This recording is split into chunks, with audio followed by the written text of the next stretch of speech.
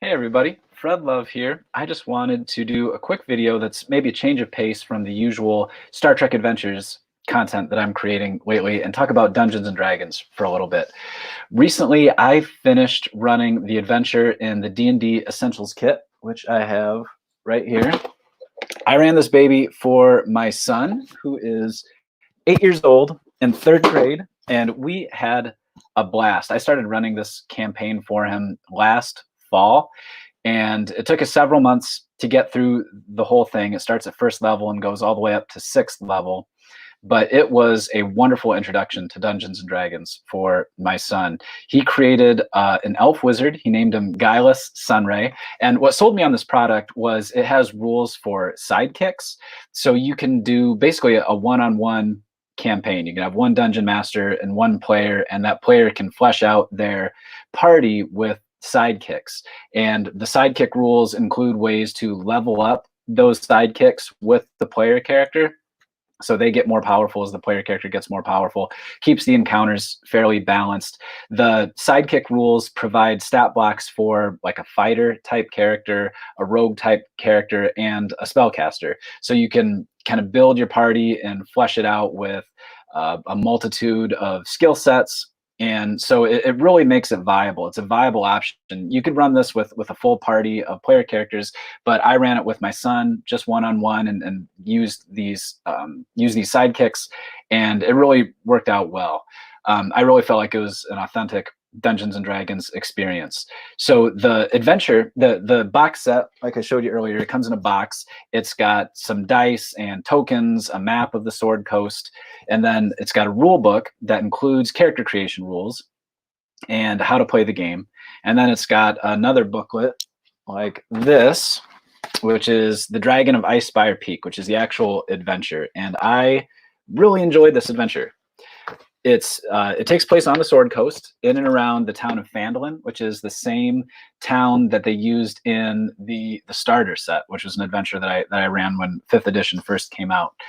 And so it's that same kind of area, but the Dragon of Icespire Peak is basically a series of more or less loosely connected short quests.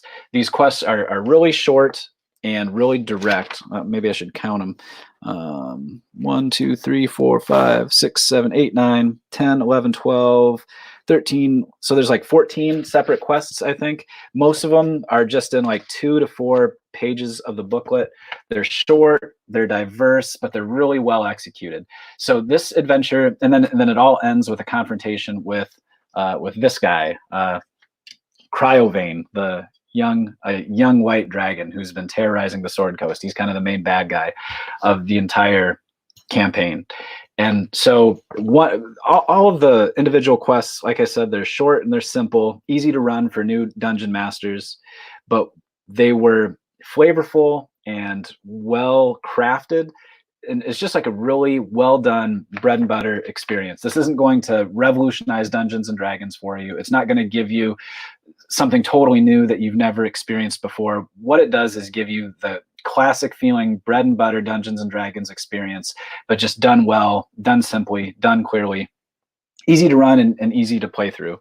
And so one of the quests that I want to call out as particularly memorable was Axholm. It's basically a 2-level dwarven dungeon that's been abandoned for some time, and it's been overrun by undead creatures and some giant spiders. It's just 2 levels, but there's multiple paths in and through the dungeon. There's a really good variety of undead creatures that you run into. The encounters are really varied. And so my son and I, when we were playing through this, it was just a blast. It was magic. He was worried about what was around the next corner, but he had to find out because he was so engrossed in the experience.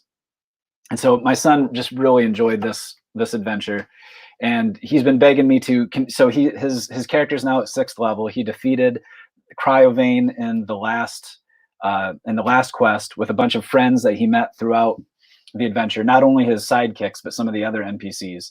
I allowed him to use as allies. And so maybe I can show you a picture here of I wanted to make the final encounter with Cryovane really memorable. So I hate painting minis, but I painted up a young white dragon mini and put together some terrain. And this is what it looked like. You can see there was those minis along the bottom were my son's character and his allies, and then Cryovane is up there at the top of the castle. And so I tried to make it as climactic as possible, and I think he really enjoyed it. I've got another photo of him triumphant with his quarry. Let me bring up that photo. Just one moment.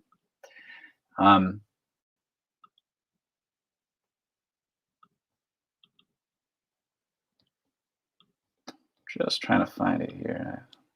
Maybe I should have thought of this beforehand, huh, guys? Here it is.